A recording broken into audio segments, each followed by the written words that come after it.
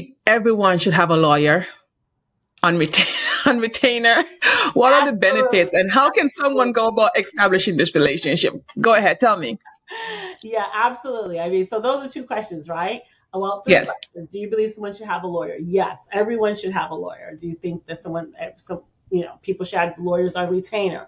Yes, emphatically yes. And the reason why I say that is because sometimes you go into a situation, whether you're a business person or it's a family matter, and you think that you can handle it on your own, right? And then you get into the thick of it and you say, oh gosh, what did I get myself into? Why did I file this appearance? And I'm in court right now and the judge is asking me these questions and I have no idea what this all means. I mean, there's a practice book that we attorneys have to follow when we go to court. It tells us how to practice law. It tells us how to do the motions. It tells us how to address the court. It tells us the protocol that we need. And so, as a lay person, sometimes it looks easy, right?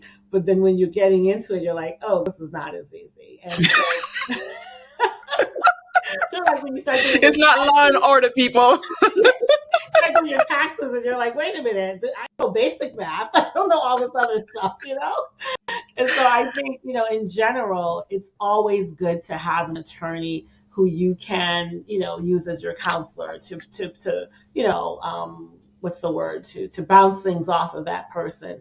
And definitely an attorney on retainer, which a lot of people don't know is a possibility, and it's definitely something that I recommend for businesses, especially small businesses. Large businesses, they have attorneys, they have whole law departments, right? And so what I tell people usually is when you are a small business, you need that law department or you need that general counsel. And so having an attorney on retainer means that person is dedicated to your business. And what happens is when you call them, you get a call within a few hours or a few minutes, depending on what you work out in terms of your retainer agreement.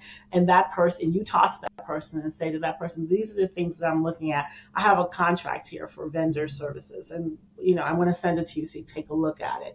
And so you send it to your attorney, and within a few hours or a few minutes or whatever it is, that attorney gives you his or her impression of what the contract or his or her reading of the contract, and it makes things more accessible and